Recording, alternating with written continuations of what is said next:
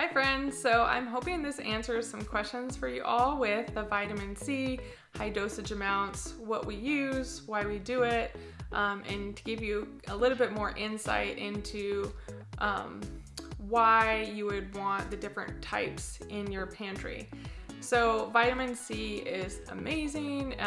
I feel like everyone understands the benefits of vitamin C. What they don't always understand is that it can be really hard to get high dosage amounts via the food that we're eating. So the ascorbic acid that we take helps elevate those blood serum levels to get to a point where we are matching and neutralizing any sort of invading pathogens. So it's really hard to do that when you're just looking to food for your vitamin C. Plus, heat can degrade the vitamin C levels in the food that you're eating. So say you have a green pepper, which has a lot of vitamin C content in it, but if you're sauteing it, now you're reducing that vitamin C level. So the vitamin C that's in the food is considered ascorbic acid. The Nutribiotics is the brand that I typically buy, and their ascorbic acid is considered a pharmaceutical grade of the ascorbic acid. So their ascorbic acid is refined from a food base, but because it's pharmaceutical grade, anyone with food allergies could still have their products and not have any sort of reactions because there's no any sort of food particles left in this. This is pure refined ascorbic acid. So most ascorbic acid is derived from a food base, and then they refine it into an ascorbic acid so that you can high dose with it to the levels that you could never do with food products.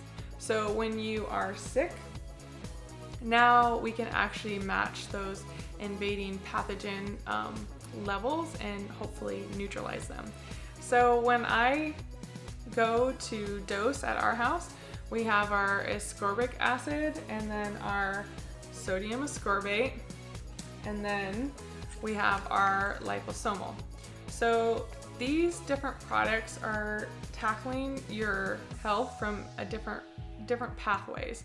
The sodium ascorbate and the ascorbic acid are almost identical molecularly, but the sodium is buffered. So this is identical to your food vitamin C. This one is buffered, so it has more of an alkaline base to it, and it's not as acidic when it goes through your gut. But the downside is that this one has one less electron to donate than this. So it's considered about half as effective as the ascorbic acid, but you can hide this way easier in your kids' food.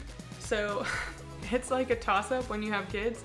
This will have that really tart sour taste to it, like a lemon would, and this one has almost no sour tart taste to it, and it doesn't really smell like anything either. So it's super easy to hide in Jell-O. Just keep that in mind, that if you are going back and forth, that I use about half the amount in my recipes if I'm using the ascorbic acid. The more and more I learn about ascorbic acid, the more I'm trying to get away from my sodium ascorbate and use more ascorbic acid, just because it has those 2 electrons. So it is twice as effective at neutralizing any sort of free radicals that are loose in your blood than the sodium ascorbate. So just keep that in mind. Now the ascorbic acid is going through your gut. So that is one pathway to help increase your blood serum levels. The liposomal is a nano fat lipid. So this is getting, when you take this and ingest it, it's getting ushered into your lymphatic system. So that's a secondary pathway, and that's useful when you're sick. Now, if we're just doing prevention, I'm just focused on my ascorbic acid or my sodium ascorbate, depending on the recipe I'm making.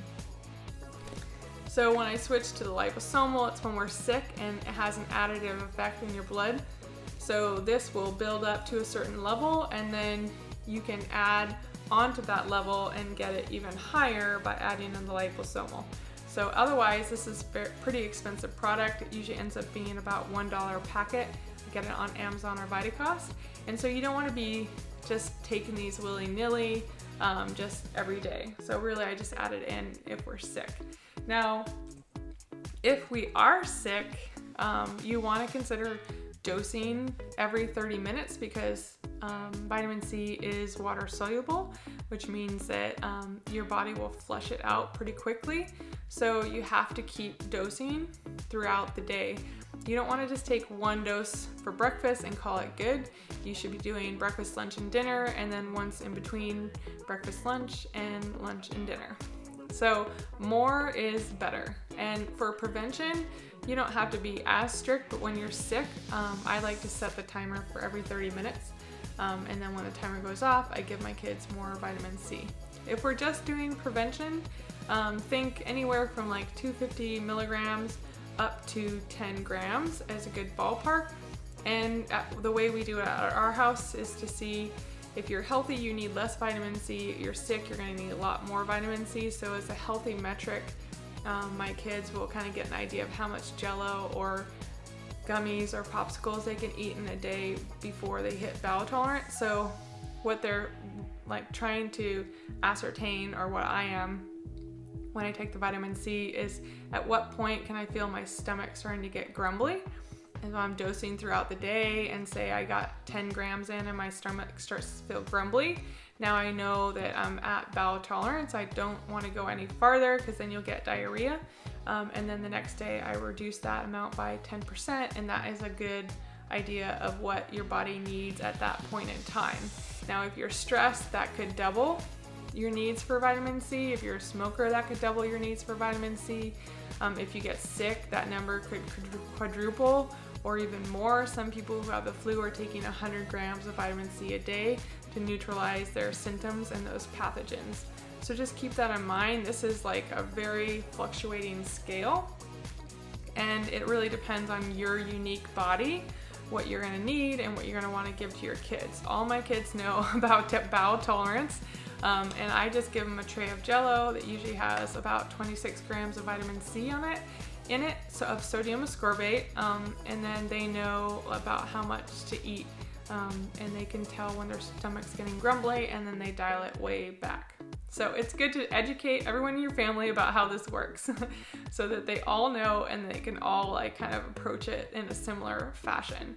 So when you have young kids, from usually a good rule of thumb for daily prevention is a 1-year-old would want to take 1 gram throughout the day in smaller doses. A 2-year-old would take 2 grams throughout the day in smaller doses. These are just general like numbers I'm throwing out at you that could be totally dependent on that unique individual. So this is just kind of like these really general guidelines.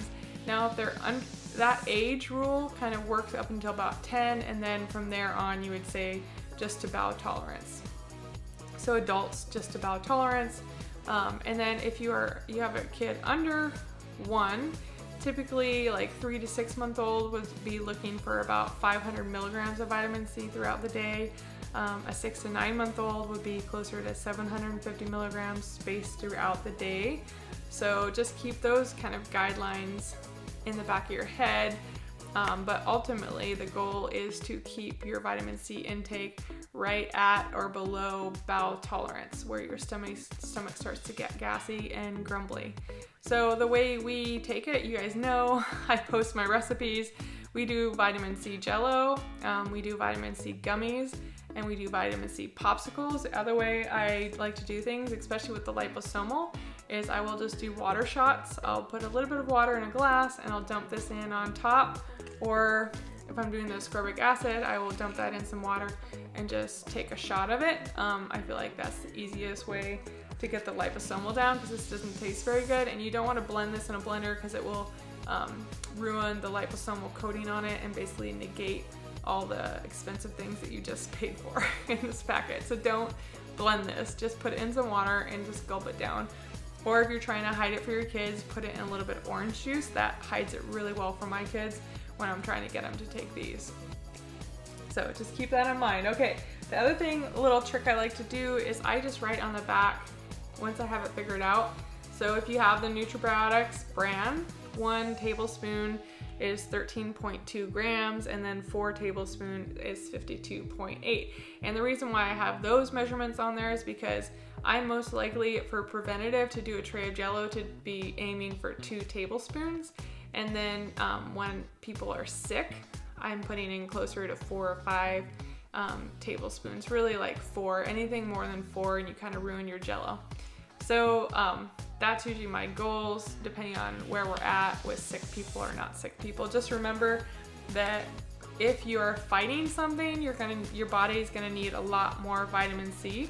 It's pretty interesting when you get into like the nitty gritty of vitamin C and how animals like dogs and cats make their own vitamin C, but then we don't, so we need it in our food sources. And a lot of the studies they do on vitamin C, they are studying animals that don't make their own vitamin C, like guinea pigs and monkeys. And they've studied the dosing on those, and like the study on guinea pigs, basically they were studying an equivalent dose to an adult taking 350 grams a day. So they've done a lot of really interesting studies out there. The cancer studies are extremely fascinating on the benefits of ascorbic acid, IV or oral, plus the liposomal. Just remember, the reason why we do all the different types of ascorbic acid is because we're trying to hit different pathways and have that additive effect. So the ascorbic acid gets us to here, and that's cheap. Cheap. So we try and dose the most with ascorbic acid, and then when we try and boost past that, we're gonna add in the more expensive liposomal, and then that gets us to here. Whereas if with the ascorbic acid, we could only ever hit this level for our blood serum levels. So just keep that all in mind. Remember that vitamin C is an amazing antioxidant, so it also really helps promote collagen, which makes it kind of like a secret weapon when it comes to aging. So I'm a high doser, and I feel like my skin loves it. So I don't have a ton of wrinkles, which I'm super thankful for, and I attribute that to my ketogenic high-fat diet plus all my high dosage vitamin C. So it's just something to take one more piece to the puzzle, and that is totally personal. You guys can go out and research that on your own, but it is proven it's an important part of your intracellular matrix. So it really is that cement that helps bind everything together. So you need it, take it. Please consider like more than the US recommended daily allowance, which is only 95 milligrams, which is basically enough to prevent scurvy. But I feel like we could do so much more than just prevent scurvy. We could thrive as individuals and be healthy and amazing and not get sick. The studies out there there's a ton of studies on vitamin C and high dosage amounts. And I think after this whole coronavirus thing gets past us, we are gonna see some really amazing studies on the use of IV vitamin C for treatments such as pneumonia. So I'm pretty excited. I love it. I don't make any money off supporting vitamin C, but I think it's the coolest vitamin ever, and I think everyone should take it. So I hope this was helpful. If you have questions, leave them in the comments, and I will try and get to those as soon as I can. Thank you.